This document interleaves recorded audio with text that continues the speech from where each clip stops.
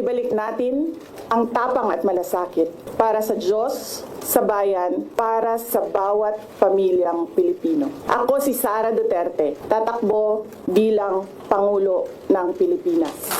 Shukran. Pilipinas, una sa ating mga balita. Opisyal nang nagdeklara ng kandidatura si Vice President Sara Duterte bilang Pangulo sa 2028 presidential elections. Ipinahayag ni Duterte ang kanyang desisyong tumakbo sa ipinatawag na press conference sa Office of the Vice President ngayong umaga. Una rito, humingi ng paumanhin si Duterte sa publiko sa anyay pagtulong at pagsama niya sa kandidatura ni Pangulong Bongbong Marcos noong 2022 elections. Sa unang buwan pa lamang anya ng termino ni Pangulong Bongbong Marcos ay nakita na niya ang kawalan ng katapatan ni PBBM sa mga pangakong binitawan noong kampanya. Banggit din ng pangalawang Pangulo ang mga kinakaharap na isyu ng bansa lalo na sa baha dahil sa malawakang korupsyon at pagtaas ng presyo ng bilihin. Giit ni Duterte handa na siyang ialay ang kanyang buhay at lakas para sa bayan. Narito ang bahagi ng pahayag ng pangalawang Pangulo.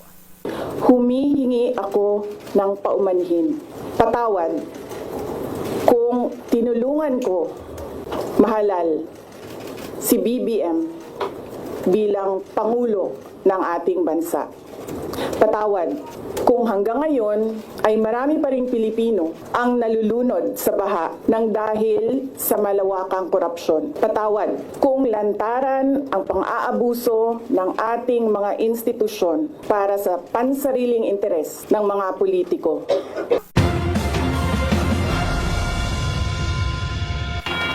Mayroong dagdag na missiles mula sa Amerika at mga allied system ang Pilipinas ayon sa Armed Forces of the Philippines.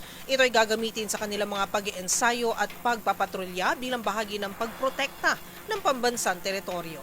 Ang buong detalye sa ulat ni Edniel Parosa. Gagamitin sa pagsasanay, domain awareness at collective defense posture ang planong dagdag na US missile at allied systems dito sa Pilipinas. Ayon sa Armed Forces of the Philippines, suportado nito ang hakbang na napagkasunduan sa ika-12 bilateral strategic dialogue na magkaalyado. Sabi sa D0H na AFP spokesperson Colonel Francel Padilla, makaambag ito sa misyong protektahan ng soberanya at pambansang teritoryo maging sa pagpapanatili ng kapayapaan sa rehiyon. Nakasaad sa joint statement ng Pilipinas at Amerika na ibinahagi ng Department of Foreign Affairs na nag-commit na mag-aalyado upang damihan ang deployment ng cutting-edge missile and advanced systems dito sa bansa. Una nang inalmahan ng China ang pagpapadala ng US Army Typhoon Medium Range Capability Missile noong 2024 at Nemesis Anti-Ship Missile sa balikatan exercises noong nakaraang taong 2025. Wala pang pahayag ang Department of National Defense kung anong partikular na mga armas o allied systems ang kasadong dalhin dito sa kapuluan. Para sa MBC TV Network News, ako si Edniel Parosa ng D0H.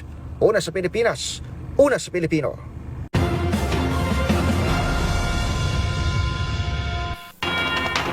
Sa iba pang balita, maagang dumagsa ang libo-libong Katoliko sa mga simbahan ngayong Ash Wednesday, hudyat ng pagsisimula ng panahon ng Kwaresma.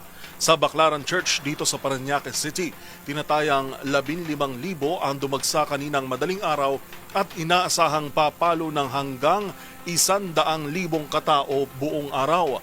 Maagang napuno ang loob ng simbahan at kahit sa labas, marami rin ang nakapila para dumalo sa misa at tumanggap ng krus na abo sa kanilang noo. Samantala sa Quiapo Church naman, mahigpit na seguridad ang ipinatutupad ng Manila Police District o MPD sa paligid ng Minor Basilica and National Shrine of Jesus Nazareno. Layunin nitong matiyak ang kaayusan at kapayapaan ng libo-libong deboto na dumadalo sa mga misa. Nagsimula ang unang misa sa Quiapo Church alas 5 ng madaling araw kanina at magpapatuloy hanggang alas 7 ng gabi.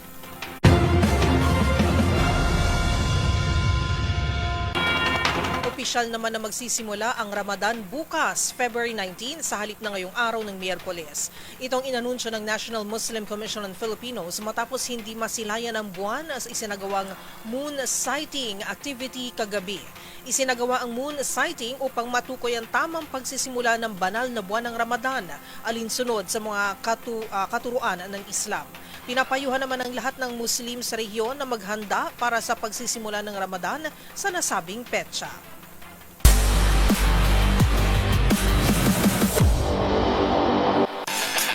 Sa mundo naman ng tennis, nagpapatuloy ang magandang run ni Filipina tennis ace Alex Ayala sa Dubai Tennis Championships matapos nitong talunin ang world number 8 na si Jasmine Paolini para makaabante sa ikatlong round. Ang naging laro ihahatid ni match point Millie Borja. Gumawa ng malaking upset ang Filipina tennis ace na si Alex Ayala matapos talunin ng world number 8 at dating kampiyon na si Jasmine Paolini ng Italia upang umusad sa ikatlong round ng Dubai Tennis Championships noong Miyerkules ng umaga.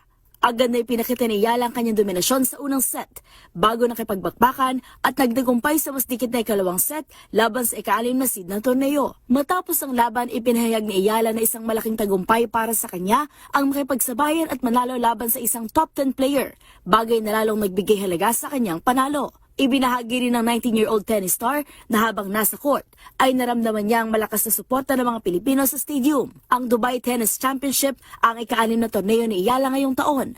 Sa kasalukuyan ay world number 47 si Ayala at ang kanyang nag-iisang pro title pa lamang ay ang WTA 125 crown na kanyang napalalunan sa Guadalajara WTA 125 noong nakaraang taon. Para sa MBC TV Network News, ito si Millie Borja ng DZRH TV, una sa Pilipinas, una sa Pilipino.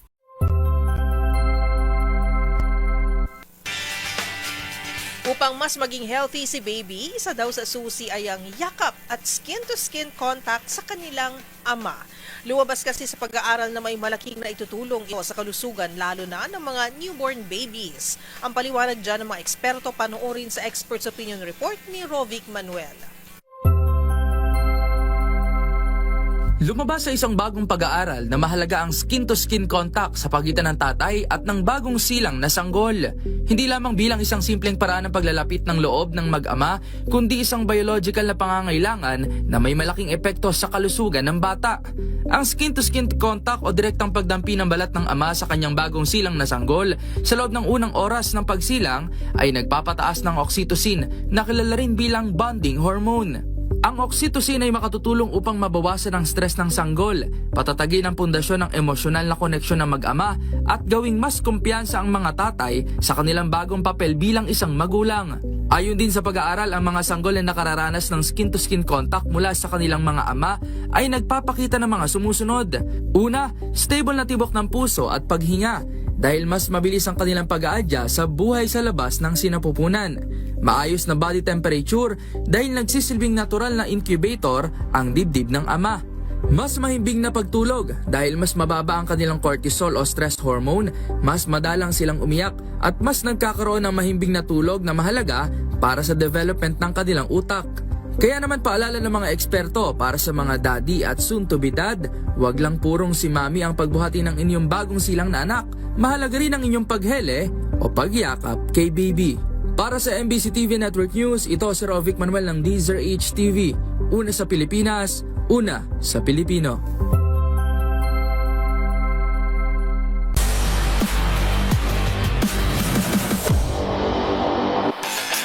Hinirang bilang Athletes of the Year si Olympic gold medalist Carlos Yulo at Alex Ayala sa Philippine Sports Writers Association of PSA Annual Awards Night 2025.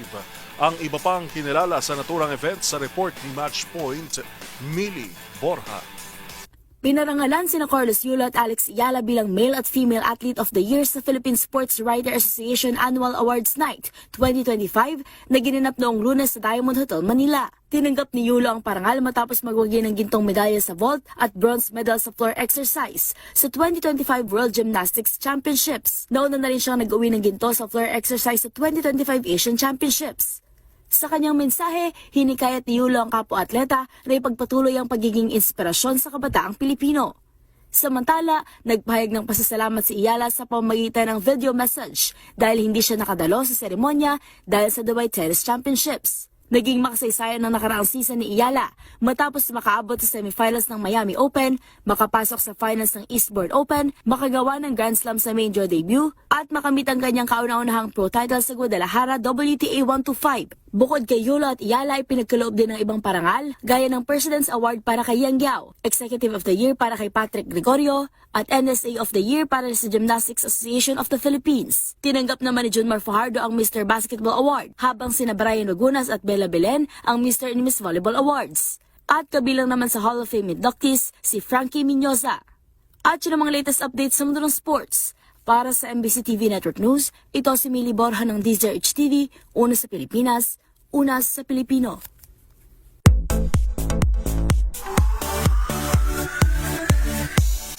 Mula sa kanyang long blonde hair, shiny dress at knee-high boots na talaga nga namang perfect pop star look, paniguradong marami ang nakakamiss sa iconic character na si Hannah Montana.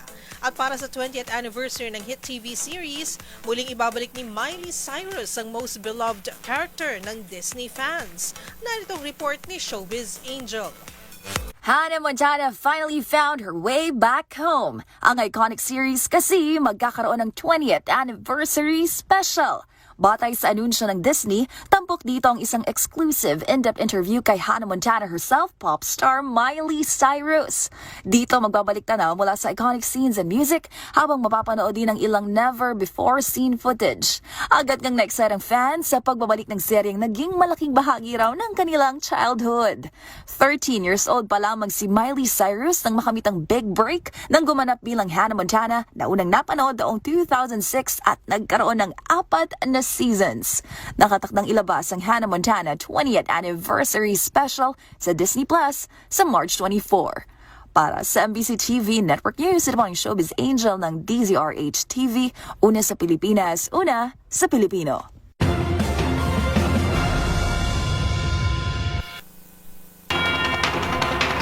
At yan po ang mga balitang aming nakalap ngayong araw ng Miyerkules. Ito po si Yuel Reyes. At ako naman po si Karen Oyong. Magkita-kita tayong muli bukas araw ng Huwebes para sa mga balitang makabuluhan, mga kwentong makapangyarihan. Hatid ang boses ng Pilipino para sa Pilipino.